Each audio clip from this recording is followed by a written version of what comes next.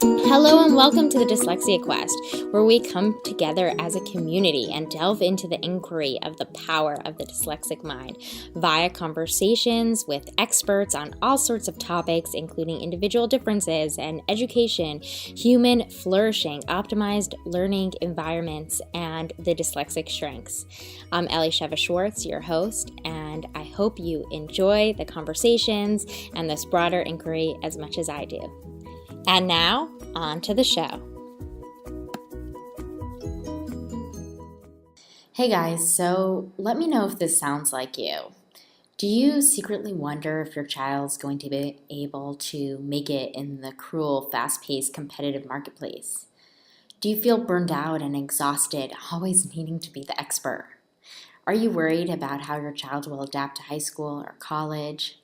Are you afraid of that twinkle in your child's eye just isn't coming back?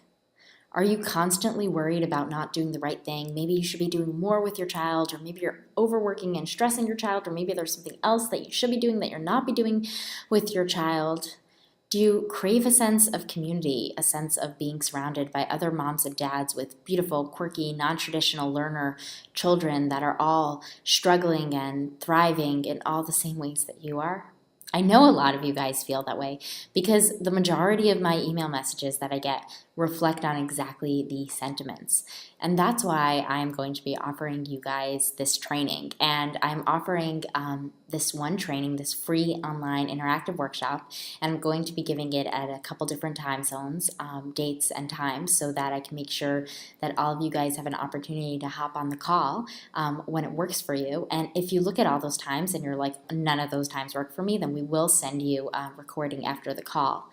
But I'm making this training so we can talk about all these topics. We can talk about what it means to feel just completely utterly exhausted. We can talk about fear around wondering if your child's going to have the self-esteem and self-confidence that they need to feel alive and be in touch with their gifts and confidence and all these things that are really alive and active in a lot of our minds and hearts as we are parenting these beautiful little beings.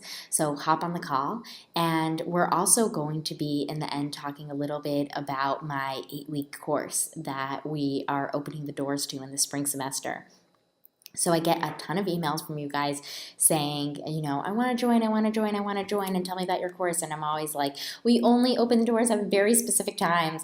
We have a fall semester, we have a spring semester. So if this is something that you are interested in as well, we will be talking about it in the end. And there's also going to be an opportunity to get a free one-on-one session with me. And I very rarely am opening the doors to having one-on-one sessions. And most of my time and effort I'm putting into you guys, the podcast, and my people that take my course. So if that is something that interests you, then come on to this free interactive online workshop that we're doing together. You can sign up either by clicking the link in my Instagram bio at the Dyslexia Quest, at the Dyslexia Quest on Instagram, or in the show notes on iTunes right over here. We have it linked in. Make sure to register because the tickets go very quickly. We only have the webinar software only allows 100 emails to register, and they get filled up very quickly. So if this is something that interests you, make sure you register, make sure you get a ticket.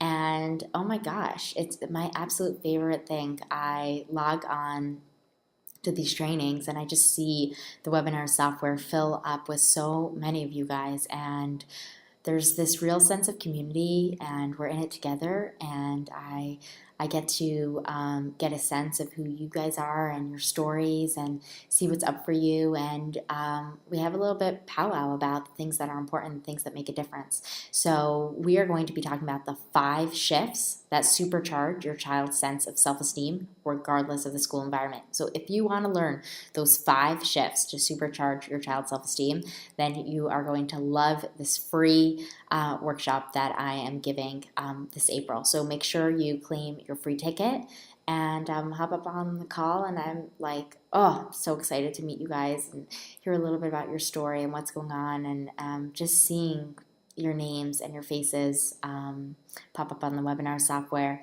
It moves me absolutely to tears. So looking forward, hope to see you on the other side, and now onto the podcast. Hello, Dyslexia Questers. So, this is part 2 of the Katie Garner episode.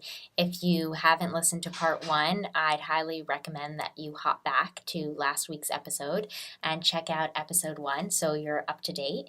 And now we are really going in deep and checking out what are these secret backdoor strategies to really just unlock the learning potential of the dyslexic brain around language. And in last week's episode, we kept saying, but there is another way to do it. There's this secret back door that would just unleash and unlock learning potential.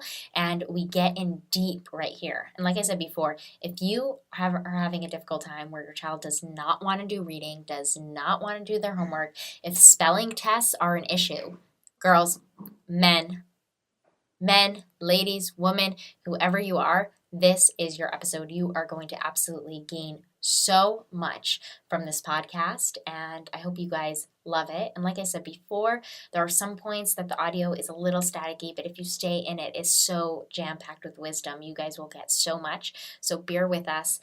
The connection wasn't as great as it always is. Hopefully on my end, it was still pretty good, so I'm sorry about that.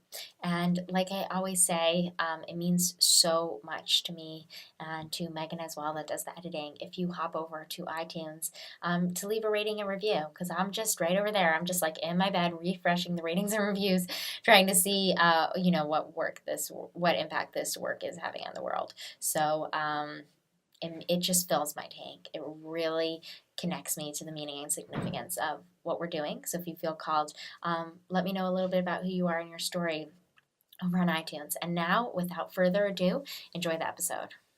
So yes, I know we've been kind of teasing with mentioning these things called secrets, and basically what these are going to lead us into are these backdoor ways of learning. So brain plasticity, as you had mentioned, is a key tool for teachers to use because it's something that we don't take advantage of, and yet it is, at least from the perspective that I'm coming from in terms of how far we can fly and how fast we can go, it's probably one of the most valuable tools I think a teacher can have. And really, all in a nutshell, brain plasticity is, for the purposes that we're going to be talking about, it is tricking one area of the brain to process information as opposed to another.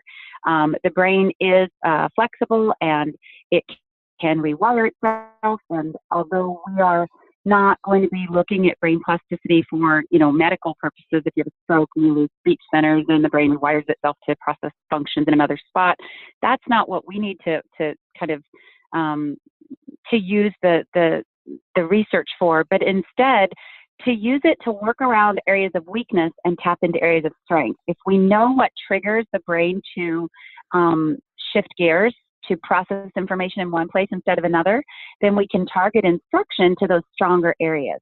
So those social emotional learning areas that are earlier developing in the brain that I mentioned, those are our strong allies. That back part of the brain that's already there, it's already intact. Unfortunately, letters and sounds and symbols and patterns and phonics are all going to trigger the higher level executive processing centers, which are just not in place and ready for learners to use and to go at the earliest grade levels. Or if you're upper grade and you're struggling and you have holes in your foundation, then that same front door processing is not an easy pass-through.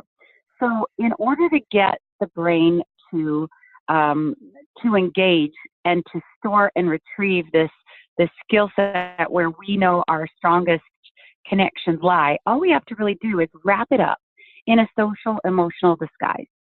So the social emotional connections, social emotional learning channels, the earlier developing areas of the brain, those are the ones that we want to target this instruction to. So having said that, an example of this might be that when you're looking at a word like August, which I mentioned at the very beginning, and I said that kids would be thrown off by the fact that there's an A, a capital A right here, and yet she just told me to expect it to say A and A, and now she's pointing to it in this word and saying August. And when that happens, instead of just kind of going on your merry way and sending the brain that mixed message and not at all calling yourself on the carpet to explain why you just said the absolute opposite of what you said 5 seconds ago, letting the kids know, hey, isn't it weird that there's an A right here in this word? What did I say A is supposed to do? And if they look back over, you said it's supposed to say A or A, but it's not. can anybody tell me what letter they think should be at the beginning of the word if it says August? Now, maybe or maybe not. They, if it's kinder, they certainly aren't going to know. But if it's first grade, they might. Well, it's kind of interesting to know that there's actually a grown-up reading and writing secret in this word August. It's the reason that you wouldn't be able to read this word if you tried to make the sound for A. If you tried to make the sound you actually see in this word would be August. August. But it's not, it's August. And the reason that you wouldn't know that is there's a grown-up secret you don't know. There are actually 2 letters in this word August that are in love. Now, I don't mean a little bit in love. I mean, these 2 letters have a huge crush on each other.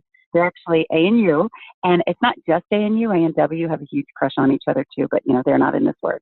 But anytime these letters have to stand right up against each other in a word, they get so embarrassed that they always put their heads down and say, ah. And that's the sound I'm like, look, guys, not just in this word August. Look over here. Look at this word. Look. Awesome. Look at this word. Austin. See his name tag? If we didn't know that was Austin, we might call him Austin. But see, now we know the letters that are in love, and we see those in his name. So we know his name's Austin. Look at this word. Look, awful. Look at all the words that have this grown-up reading and writing secret. Now, it's a good thing we know the secret, or boy, would we be confused when we try to read these words. Now, the fact that it's a grown-up secret, first of all, secrets make things important to kids. So I know full well if I'm teaching kindergarten that kids don't know a letter from a number from a monkey. So they're not going to have a natural interest in any part of this discussion until they hear the word secret. And if they hear the word secret, by default, that means we've triggered a need to know. Human nature is you want what you're not supposed to have, and the more you're not supposed to have it, the more you want it. So you get this buy-in, this need to know, focused attention in the brain. And that's, first of all, key. Because when you teach to a need to know, whatever information you're telling at that time is marked for memory and prioritized learning in the brain, which is so important if you want it to stick. If you toss out something that nobody knows, nobody cares, and nobody's interested in, it's like throwing a ball to left field. Might get lucky and hit someone in the back, but the odds that they're going to actually catch it and hold on to it are 1,000,000,000 to 1. When you toss out information in the framework of the learner already having a need to know, it's like throwing, it's like a catcher's mitt in place already in the brain, ready to hold what you give and then have a place for it to live. So the age-old question for teachers and even for parents is, how do you foster a need to know in a kid who doesn't know enough to need to know? And secrets are a way to cheat that. You don't have to know what's going on or have an academic reason to need to know. If there's another reason that your processing centers perk up and focus and listen. So having a secret means you've got about 5 seconds of attention, concentrated, highly focused attention that's in a whole different realm from the normal passive attention that kids might give us fleetingly. Now, the best example I can give for this is I was doing a workshop. It was for teachers, actually, and it was in the afternoon. And I don't have a visual right now to show you because we're not a visual medium, but if you look at, just to have a visual for what I'm saying, if your audience were to go to, there's a website, I'm going to give you the website name, but then there's a link you can click on there and you can pull up the exact visual I'm talking about. So we'll also put it in the show notes on my website for this podcast. So if you guys are in the gym or in the car and you guys want to head over to elisheva-schwartz.com or the dyslexiaquest.com, it's the same website, it'll be listed there also. That's perfect. And I can even post it. I'll post it on my Instagram right after this is over so that it's the first thing they can see as well. And then if I'll share it, I'll tag you in it so they can just see it that way fast if they want to. And then, that way they'll be able to see it and put it with what I'm going to describe. But when you pull up the website, Secret Stories, thesecretstories.com, if you just type Secret Stories into Google, it'll pop up. Or if you head to the podcast and see it, if you go to where it says Phonics Stories, I think it's under Learn More, and you click on it, it shows some different visual pictures. So the first one you're going to see is this AUAW. And in this workshop, basically it's AUAW, and there are these big hearts, and they have blushing cheeks, and they just look like 2 kids that have a crush on each other, and they were kind of smushed together like they had to square dance in music class or something. And they look really embarrassed, and it's AU and AW, and the letters are actually embedded with this feeling, this social emotional feeling. Now, in this little workshop, I was working with the teachers, but one of the teachers brought her daughter who was 4, and she was stuck in this workshop, very well behaved, played on her mom's phone the whole afternoon. She only looked up for about 3 seconds, and it was when I was holding up this visual of AUAW, and I was saying they were in love, and I said, "Ah." And she looked up for just a minute because she had a need to know. And her need to know was, what the heck's that woman doing? Because I had this strange vocal inflection and this weird, extreme body gesture. I was leaning my head to the side and holding my hands and biting my eyelashes and just doing that whole little kind of I'm embarrassed, I'm in love, have a crush on someone look.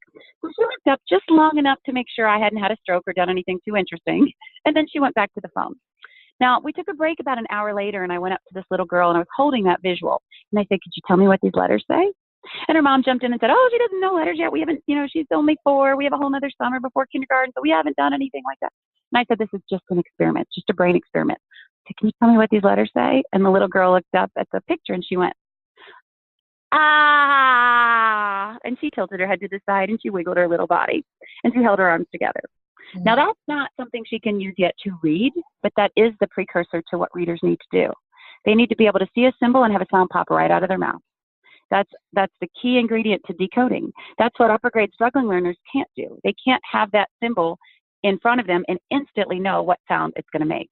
Now, another hour later, I put that picture on the wall with some of the other visuals that you'll see on that page. And they're all embedded with some social emotional connection that are these phonics patterns. And I did the reverse. I said, "Could you go point to the one that says, ah?" And she was able, from the sound, to identify the culprit that made it, which were the AUAW in love characters. So that is a stepping stone to encoding, which is what writers have to do. They have to hear the sound they need in a word and then identify what symbols they can put down to make it. So this little 4-year-old, without any conscious effort, was able to do what we have upper grade struggling learners unable to do. And she wasn't even trying to learn. It was non-conscious learning. And that's the beauty of the social emotional domain. If you target your instruction to an area of the brain that can't help but understand because it makes perfect sense with what it already knows, then the new information gets to be owned by default. No repetitious practice and use. The practice comes in the form of now using this to read, using it to write.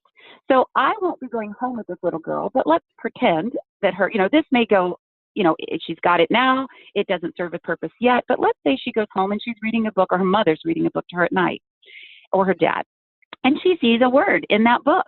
Or maybe she sees a calendar in the kitchen and she goes, "Ah," and maybe even draws a little heart around the AU.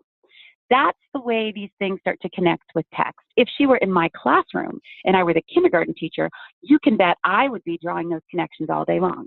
Now, I'm not a waitress shoving it in her face because this is kindergarten, and AUAW actually sits on the 2nd grade scope and sequence for phonics skill introduction based on almost all reading series. But it's a fascinating thing. If we're going to be looking at the calendar every day for 30 days, why send the brain that disconnect signal where letters never seem to do what they're supposed to do? Why not let kids know that letters actually have secrets? And any time letters don't do what they're supposed to, it's because there's a secret you don't know. Secrets are just what letters do when they don't do what they should. Yeah. And just like there are reasons why kids don't do what they should sometimes, there are reasons why letters don't. So what that starts to do is it shifts the process, and it gives kids this need to know. Now, I want to just say a couple things about what I said. 2 things. One is the only reason that little girl looked up at all is she had a need to know. That workshop went on for 4 hours. She tuned us out the entire time.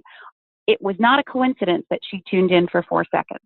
She tuned in because she had a need to know, and her need to know is, what the heck's that woman doing? And it wasn't because she heard the word secret. In that case, I used the fact that the brain loves novelty, extreme vocal inflections, a strange or extreme body gesture when I leaned to the left really fast, when I went, "Ah," that came out of left field. And the brain has a natural need to attend to things that are out of the norm. It's part of a survival mechanism. It's what keeps us alive, is when we pay attention to something that shouldn't be happening the way it is. So in that bit of focused, concentrated, need to know attention time, she got stuck with a skill. She wasn't trying to learn it. I wasn't trying to teach it. It just got stuck. It's like a back door of learning that's even got suction power. If you just can pique their curiosity enough for them to poke their head, in the direction, they get sucked through the door by default. And that's a completely different world than the front door, where we're trying to force a kid through a door that's about a half a foot tall and a quarter of a foot wide. Backdoor is 100 feet wide, 200 feet tall, and it's got suction power. So it's a perfect conduit for early learners who don't know what they don't know and therefore don't care. There's nothing about letters and sounds that is fun. The only benefit to phonics is to transfer for reading and transfer for writing. But if none of it is transferable because the sounds that we start with are the least likely ones the letters are going to make, then there's no payoff. There's no benefit to knowing all your 26 letters because you still can't write about your pet mouse or read about your pet mouse. You're not going to get that OUOW sound until second grade, and your mouse is going to be dead by then. So what fun is it to write about, it's frustrating when you think about it from a kid's perspective that they have to wait so long for all of the code when a code by default demands that you have as much as possible as soon as possible. And the last thing I want to say about this whole scenario, and you can pull this down and actually look at the brain visual if you like. On that same website, there is a handout. If you go to where it says workshops, there's a drop down, and in the drop down it says session pocket handout. And if you click on that, it's got a lot of the visuals that accompany what I'm saying. But there's a visual of the brain, and it shows the back to front development. The reason that this was so easy for her to grasp and to hold and to use without even trying is that in that back to front development, that little AUAW, there's a picture of the brain and the areas that process different information.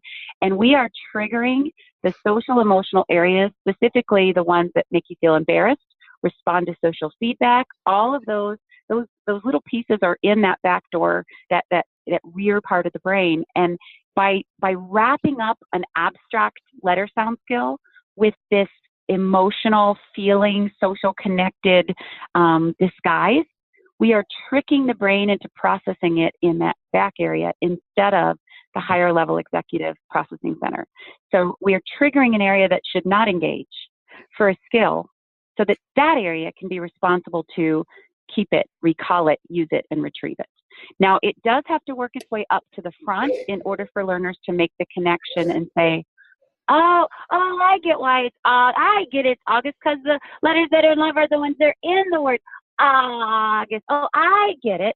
That connection happens when they see the letters in the word and understand this is a key, and it unlocks that door. But until that happens, we're laying out a buffet. We're not waiting for the developmental readiness to start the process. We want secrets to be tossed out right from the get-go so that kids already understand that when they can't read a word, it just means there's a secret in it they don't know. And that these secrets are placed on a buffet. So a buffet means when you want to write about your mouse, help yourself. You know where it is and what it looks like. She demonstrated that she knew where it was and what it looked like by virtue of the fact that when I held up the picture, she could go, ah.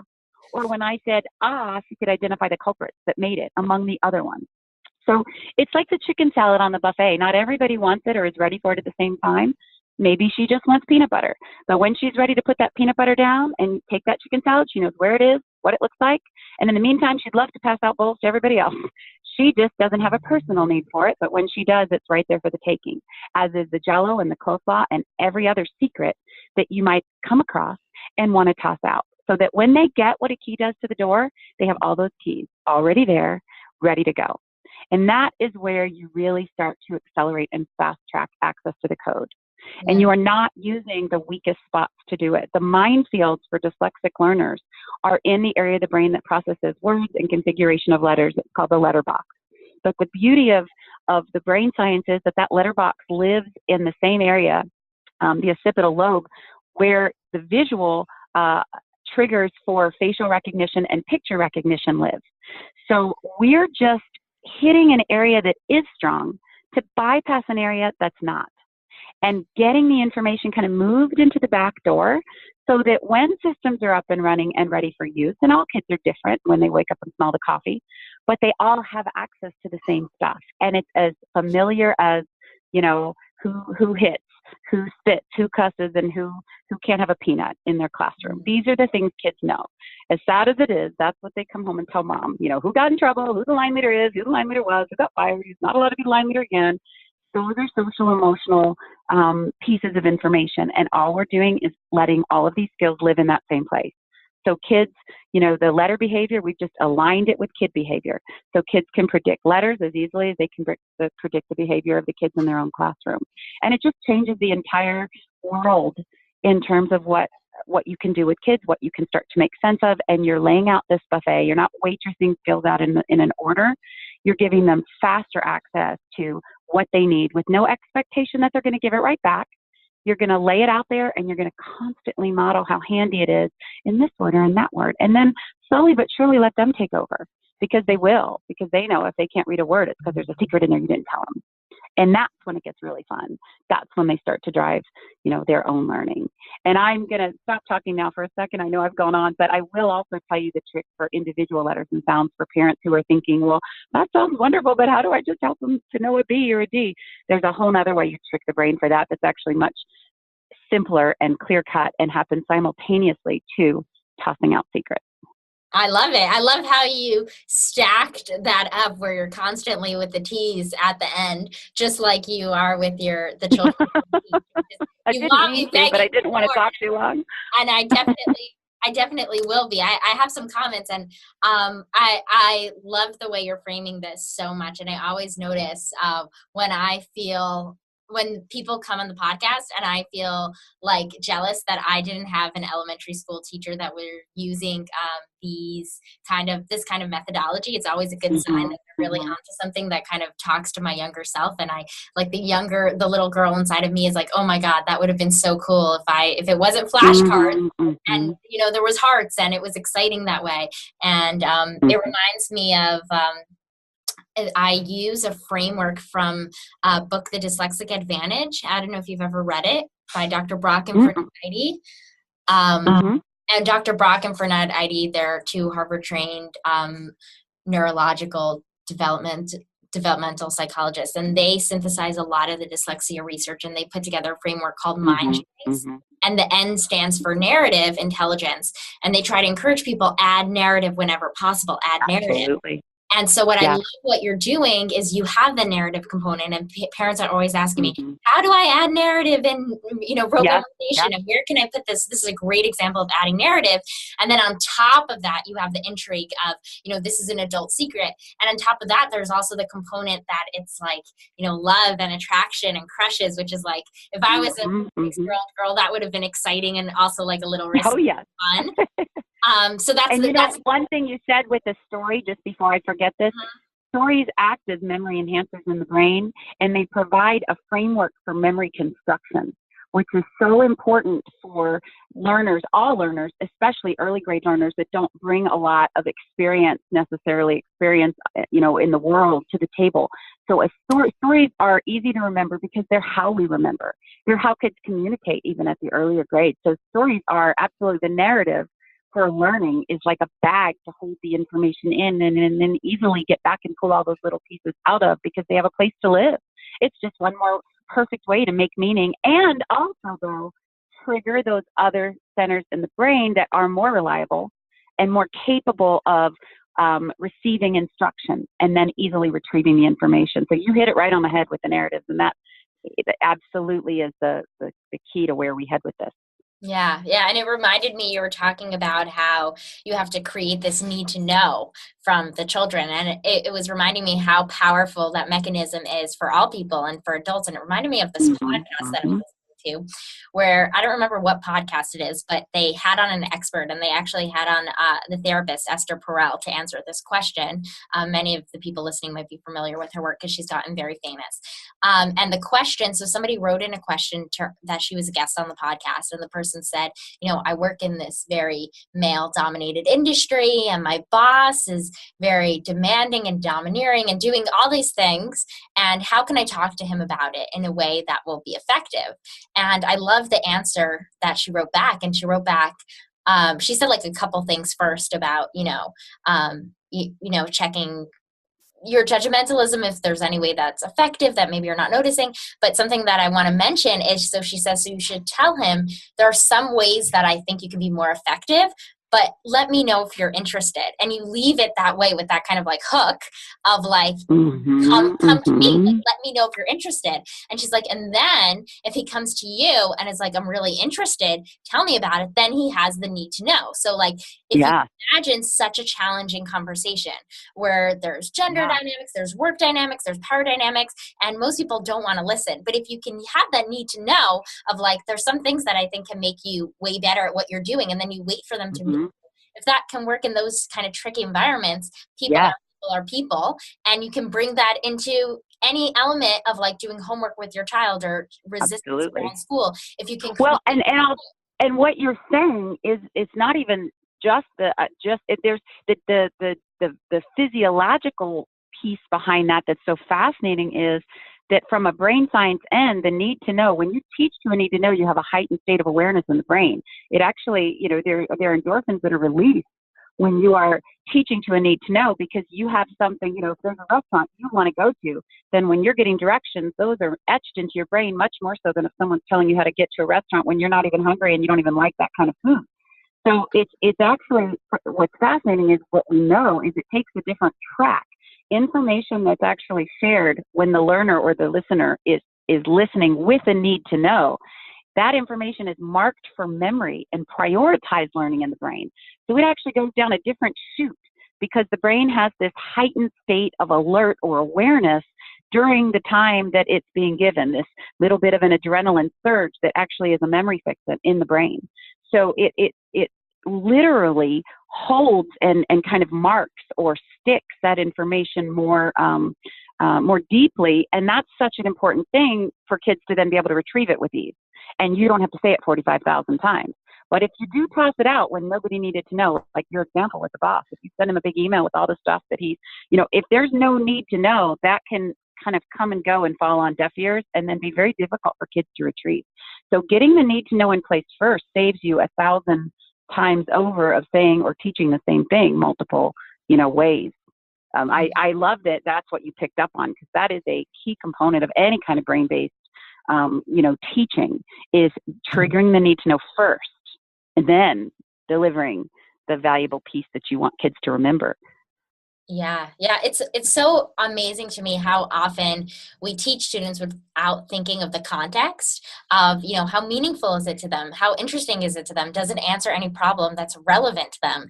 And Mm-hmm. these contextual questions really influence the learning ability. And sometimes we think of it as like two very distinct things. Like you have a learning ability that's distinct of your reasons for why you want to learn, how interesting it is, how relevant it is to your life, how motivated you are to figure something out. But in the real world, very often, learning exists within a context of why you're interested in it. What questions were there? And I think that sometimes we can be very like reductive about it, where we're like, this is what the student is capable of, this is what they're not capable of, and we're looking at that information in a vacuum of it being information that's interesting to them, information that's relevant to them, that answers any questions that they have, that's really, meaningful to them. And all those things are going to influence the rate of learning acquisition. And the depth of the learning. There's a Harvard neuroscientist, actually her name is Dr. Mary Helen Immordino Yang. I interviewed her on the show. Did you? Oh, yeah, she's amazing. Well, she is amazing. And one of the quotes that she uses, or that she shares, as a springboard to so many points that I love to make, and it's my favorite. It is neurobiologically impossible to think deeply about things you don't care about. And so that is the key there. Kids don't care about P's and D's and L's and K's and TH and Y's. And who does? Nobody does. Phonics is a means to an end. It's to make you, allow you to write the stories you want to tell and read, for the information that you want to know or learn or enjoy. And I thought, just that quote, it's not just hard to think deeply about things you don't care about. It's neurobiologically impossible to have a deep level of thought, to manipulate at a higher level information that you don't care about.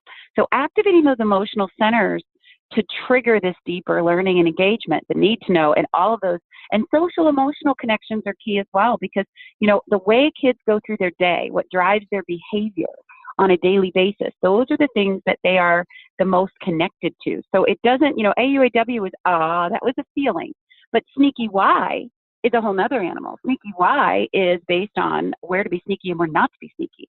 Kids can easily manipulate all of those different sounds for Y, which aren't supposed to be taught till second grade. scope and sequence end of year second grade, which if you think about it is a ridiculously long time to figure out what the heck's up with your calendar. But aside from that, it is simple to learn or to know if you understand that Y does what you would. He's only sneaky when no one can see him and he's at the end of a word. That's where he's going to be sneaky and do the sneaky stuff he does, which is actually wear the capes that he stole from E and I because they're superheroes. He's never going to be sneaky when he's at the beginning of a word. He's going to do what every good line leader does. He's just going to stand up tall and straight and go, yeah, yeah, yeah, yeah, yeah, yeah, yeah.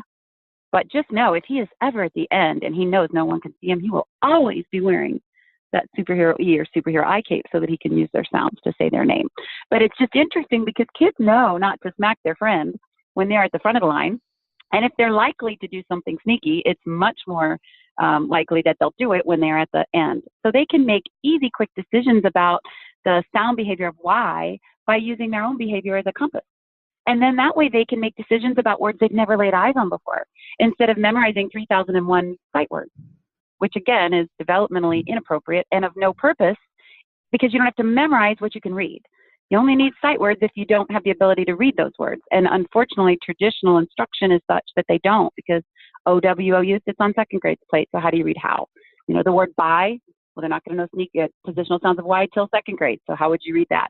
So we memorize all these words that kids can't read, but yet if they could read the word by, or they did know the, you know, the ow sound for ow or the ah sound or all of these other little secrets, then they could read and not memorize.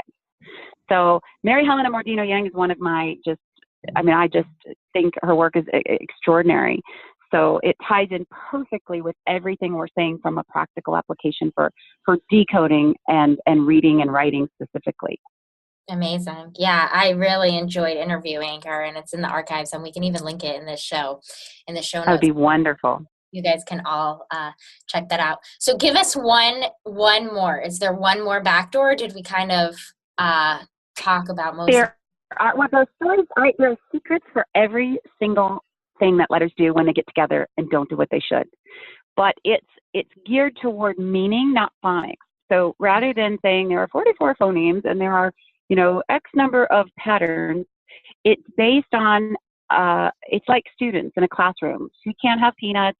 Those two can't sit together because they will hit each other. These two can't sit together because they have a crush on each other and he'll keep trying to kiss her. You know, it's made to track information based on those social and emotional channels. So things are connected when possible so that everything is covered. And what I mean by that is there are secrets for everything. So I could give you another secret. What I want to mention, I think what I'm going to say is, and then I want to make sure I tell you about the individual letter sounds for parents struggling with that, because that's something that's a hurdle that if you're stuck on that, it's hard to think to the point where you'll be dealing with this. And yet really they're going to happen simultaneously because a T is no more important than a TH. But having said that, the difference between, you mentioned narratives and with these other secrets, because I will toss out another secret, but narratives that are arbitrary are not as useful. And with Mary Helena Mordino Yang's work, again, her whole point was making things that learners care about, what makes things important to kids. So there can be things that are important to kids that aren't coming from social emotional connection. So for example, you might see like a phonics program, and the secrets are not a program, by the way. They're just tools to put meaning where there wouldn't be. But a program, let's say, you know what, I mean, I won't name any specifically, but there might be a, you know, Farmer Fred and Apple Annie, and they get together and they go see King such and such, and when they're in the boat, they're allergic to the alfalfa threats, and they go, achoo, and that's why he ate this shot, or whatever the arbitrary story might be. With brain-based teaching, there's good, better, best, but that would be good because there's some sort of a hook, some meaning that you can connect with what otherwise are meaningless letters and sounds. But better and best is where you dig into what learners already own and is deeply entrenched in their thinking network, which are their social emotional experiences. So the secrets are not arbitrary stories that kids have to learn and remember. They're stories they already know. There are things that they would already do anyway. Like I said, you don't have to remember where to be sneaky in a line. Every kid knows you don't do what you shouldn't when the teacher's right there and you're the line leader. Every kid knows the best way to get away with something is when no one can see you. So being able to tap into what drives their behavior every day, what they already understand, is taking an extra step out of the dance. It shortens the learning curve. So those kinds of narratives, those kinds of secrets are perfect, because they let you glue something new that kids have no interest in or awareness of, like phonics patterns or letters, to something that they've known their whole life and could just pull out like they're nothing. And that's where the real power starts to come into play, because it's as if you're not teaching something new. You're just gluing something new to something that's already old, and you get to take advantage of all the connections in it. There's an example of, there's a video clip on the very front page of the website if you log on to, and again, it's, if they can go to your website and they can find the link, or if they just type secret stories, it will pop up first in Google. And there's a picture, a video of a little girl. It's her first week in kindergarten. Her mom happened to be a teacher at a workshop I was doing, and she's telling the secret about ER, and you hear her going, she's telling this crazy story. She's going, ER, love to go driving in cars, but they're terrible, people know the driver, so they always slam on the brakes and go, Now she's going on and she makes this big to-do out of it, and she's just telling you all these extra things that she's decided to add to the secret, which is awesome. And at the end, she says, now, but when you grow up, they're crazy drivers and it's not very safe on the road. So when you grow up, you don't do that. And it's fascinating to listen to that, because it shows you where that lives in the brain. That is not something living in her higher level executive processing centers for the purpose of a phonics skill. That is something that is living in her social emotional connections, where she's actually tied to it and anchored it with all the experiences that she's had in a car on the road. So if dad ever, maybe cursed because he almost hit the car in front of him, or if she's ever had to be flung forward with her seatbelt because somebody stopped short, or maybe she was in a fender bender, all those connections anchor the ER sound, which is fascinating if you think about it, because the other way that you have to anchor that skill is to practice it a billion times as a skill and hope that kids can learn it fast enough that then they can use it to read the word stuff. But if you skip the practice step and you just make something make sense, then she can use it to plug in and read and write words, and the practice is then in the form of reading and writing instead of practicing a skill. So you remove the biggest, most time-consuming step from the equation, because you're getting all the bang for the buck of connections that are already in place. We've just glued this little byproduct to it. So now when she sees bird or turn or her, she can go, but it's really in a place that has nothing to do with what we call our controlled vowels. So it's the coolest, most amazing thing to accelerate this access to the code that kids need to read and write across the day, every day in kinder, because they are reading and writing across the day, or at least engaging with text, and they are getting minimal to zero value out of that time spent if they don't have anything to bring to the table to make sense of it with. Yeah. And I think that's the biggest point I make to teachers is, you put so much time and energy into planning these rich literacy experiences with kids, but ask yourself, what do my kids really have to read and write with? What do they have, 10 letters and 12 sight words? What can you do with that? I can't write about what I did over my holiday break with the word girl, boy, it, she, could, and 7 letters, or even all the letters. If you give me all the individual letters, abaca to effica, if I don't know what they do when they come together, how am I supposed to read or write anything? And that's where you have to then examine, how much value are kids getting out of the reading and writing that's built in across the instructional day if they don't have enough tools to do it with. And the more tools you bring to the table, the more value you take away. So every day we want them to have, one more piece of the code than they had the day before, 4 more pieces this week than they had last week, because every extra piece is one more tool that they can use to write about their pet mouse or to read about the ballerina. And that's what maximizes that instructional density of the time spent in the classroom. Otherwise, you're just going through the motions, and it's exposure. And exposure is great, but it's not experience. Experience is the best teacher. But you have to have something to partake and dive into the experience with. And I think as teachers, we underestimate that, especially when you're doing a letter of the week. Or I was in a school, they were doing a letter of the week. I went out on the 12th week, the school district, and they didn't start doing letter of the week in kinder until the 12th week. So by the time I got there, they had a B, D, and a P. Now, I don't know what 12 weeks into school you're supposed to be doing with a B, D, and a P. Personally, I couldn't come up with a single thing. I mean, at least throw them a bone, give them a vowel. Any vowel, it doesn't even matter which one, just something to see how words come together. But otherwise, they said they were reading and writing across the day. They said cumulatively maybe an hour and a half. But that's a lot of time spent doing something that kids have nothing to do it with. So, when you sit back and think about that, it's like a snowball. When they have something to read and write with and they actually can engage in those activities, it just compounds and compounds and compounds, and they just fly forward.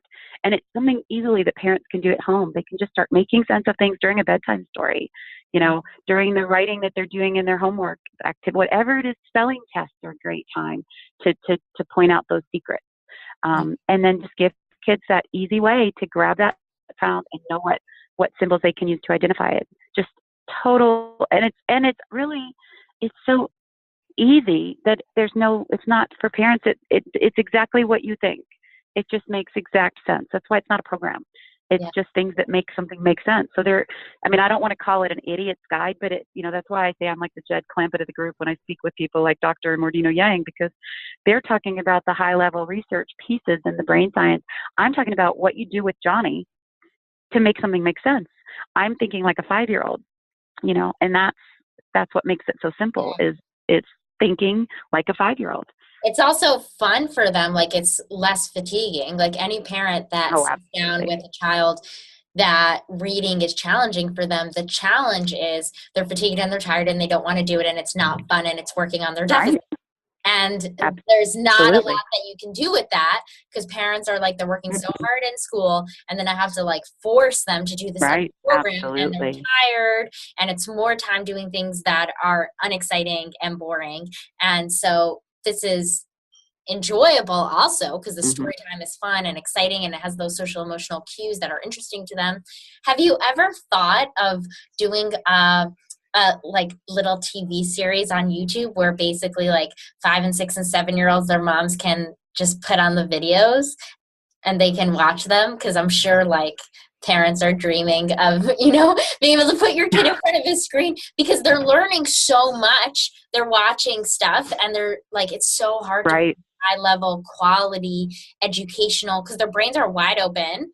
And I would think, my dream would be with Sesame Street. I would love to have, there's so many things that go into that. And because these are tools, and typically they are tools focused on getting into the hands of teachers, and then through the teachers getting into the hands of parents. That was one of the reasons I wanted to contact you, is to get it straight into to try and on the other end of things, go straight into the parents' hands, giving parents that knowledge, instead of having to have it go from the teacher to the parents, which obviously it does, but it's slower moving than when you can take it straight to the parents and make that knowledge theirs.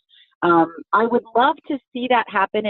I've had some different groups create some different animations, none of which I've been completely thrilled with. There are some things coming out where we're playing with some QR codes for that purpose. But I think because secrets are keys that unlock words, while absolutely that would be awesome for them to have like a time frame where they kind of get this booster of, the it coming alive through animation, the secrets will start to just permeate your whole day anyway. Like they will take on their own place in your home and daily life. At the restaurant, when kids are looking at a menu, they're going to be showing you where they see secrets.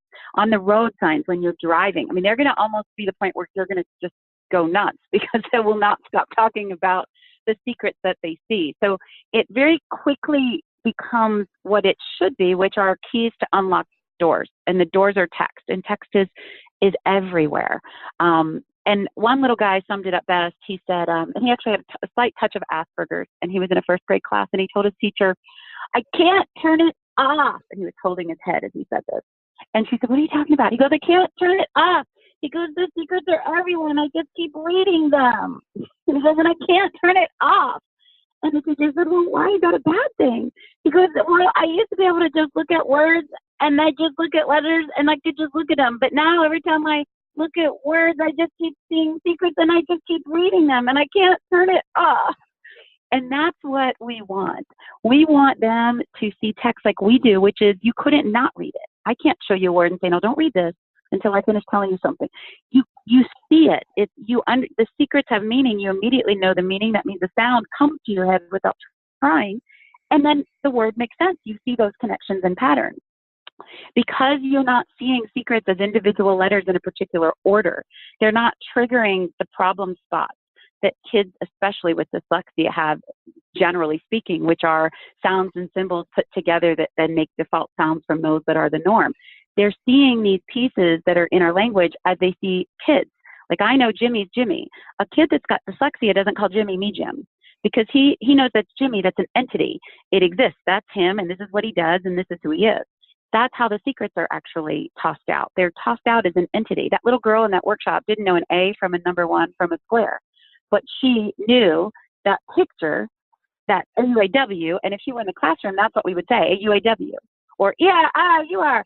So they're entities, and they're happening simultaneously to individual letter sounds, which means that they're not seeing these as the individual letter sounds. They're seeing it as a chunk. It's a thing, and this is the sound that it makes, or here's the sound, and those are the culprits that make it. So it's bypassing the doors that are often blocked for early or for especially dyslexic students, and it's taking them into a place where what you had said is so key, which is where they love to be. They love to talk about everybody else's business in the classroom. They love to debate who the line leader should be, since Johnny got fired because he couldn't keep his hands to himself. And so now somebody else should get to go, but who should get to go because everybody's already had a turn. I mean, these are the things that they could talk about for hours. Which Power Ranger has the best power and why? And why would he have more power and win over than this guy, in a Power Ranger fight? So it's not just making things fun, it's actually bringing it into their world. And text then becomes their world, even though really it shouldn't be. But it is, because it's aligned with their world. So and I say all of this to kind of cover a lot of points that you mentioned, but although I would absolutely love to see that animation piece, I think even in its most basic form, when you just start tossing out these little pieces, these connections take root so fast that it really starts to take on kind of its own momentum. Now, if you have connections at Sesame Street, I am all ears. I was going to say, let me know, and I will. All these creative dyslexic moms and dads that work in creative industries. Right, Sesame Street. That's right. Sesame Street, Disney, Pixar, reach out. Yep. Get Yep. Because I think you're right. I mean, they already work that component into what they do with, this is the letter S. Can you say words? But this is so much actually bigger and easier than that, because it's not just the sound with a symbol. It's the feel it. We've always known that multimodal instruction, multisensory instruction is key, but multisensory usually is confined to see it, say it, do it. Mary Helen Immordino-Young brings a whole other layer to that, which is feel it. See it, say it, do it, and feel it. And that is how we learn, when we experience it in that way. And then what's used together is fused together.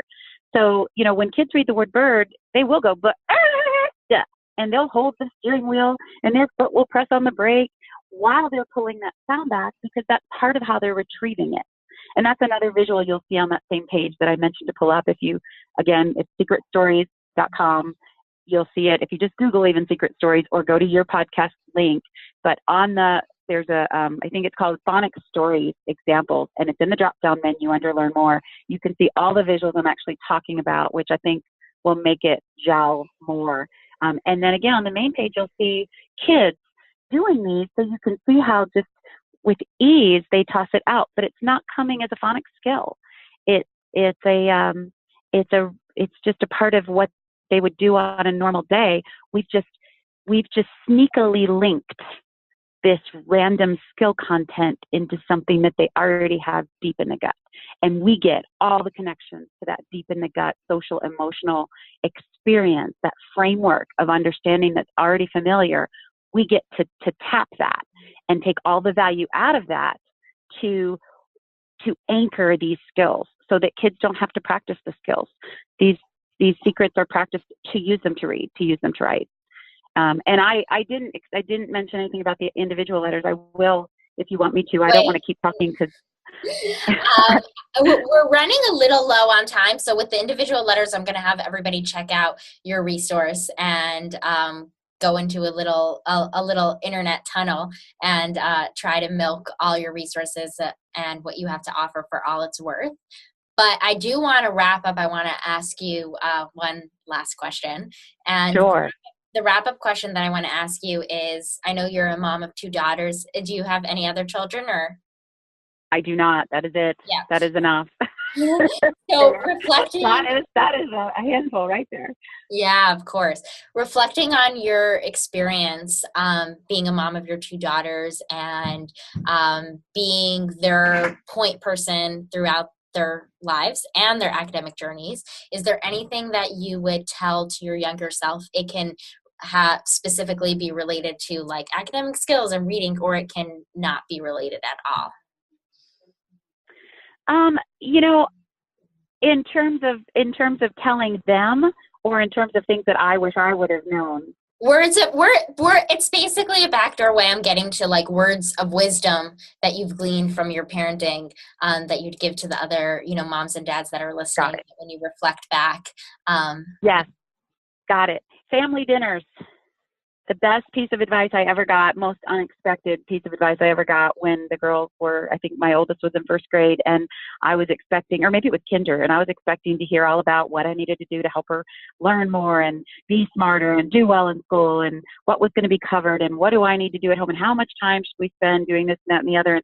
And I remember the teacher focusing on saying, and I was all ears when she said, now the most important thing that's really going to make or break your success this year, and really every single year all the way up until they're adults, is, and I was just right there with my pencil, and she said family dinners.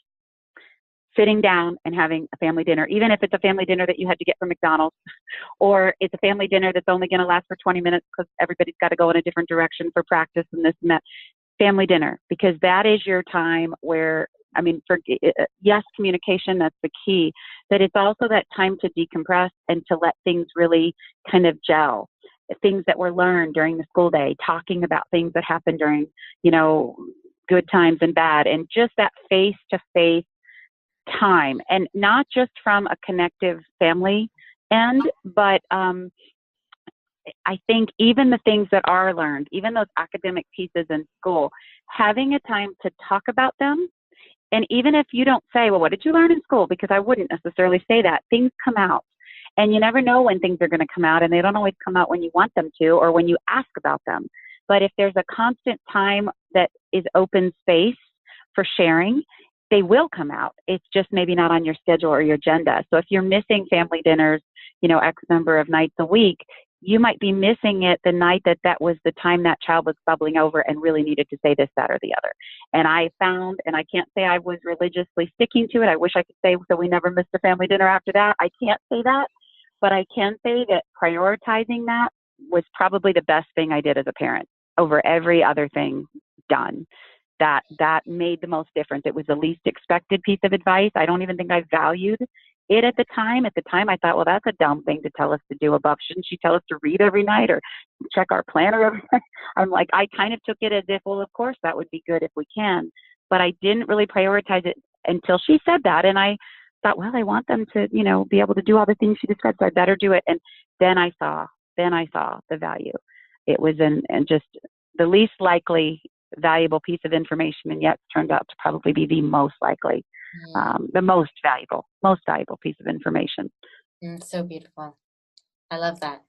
I thank you so much for that. I also like that, when parents are dealing with a student that isn't doing well in school and they start going down this rabbit hole and being exposed to all different modalities and tutors and complicated terminology that they've never heard about. Sometimes parents go through this phase where they feel really disempowered of like, I don't know how to help my child. What can I do? And then sometimes just remembering that like things like a good hug, like a good family dinner, and like unwinding with your child and listening to them, like these things can be so powerful. And we forget about them.